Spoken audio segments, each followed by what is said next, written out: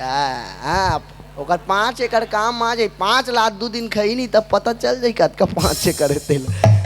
अब्बर सवाल पूछेगा last time भी लड़की मन कथे मैं भी लड़का के साथ रहने को निमगोठिया ना चाहती हूँ। ले मारो टूरी मने से खिड़की तन ले देखत रही अरे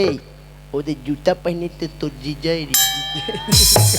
टूरी मन सपट के देखा थे तान काबर वाला है वो ऐसे कहे नहीं तान कैसे कहते जानते ते पीतस की निपे हमारे गाँव नाचा होते तो दिन पी दे तो पूरा मला थर्रा देते का सवाल पूछे में सही तो मैं टूरी देखे जाते हूँ ना टूरी मतलब बैठाते हूँ अब पूछते हूँ ते काकरो सन सेटिंग रहे का ते काकरो सन भाग्य रहे का ते काकरो सन पकड़ा का मार खाए रहे का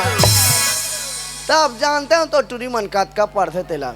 आजकल के टूरी मन अब खाली मोला नशा वाला लड़का नहीं चाहिए बिना नशा करे ये लड़का चाहिए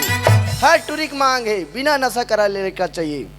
चाहे वो दादा पियत रहा है चाहे वो दही पियत रहा है चाहे वो खानदान पियत रहा है लेकिन टूरी मन चाहिए बिना पिए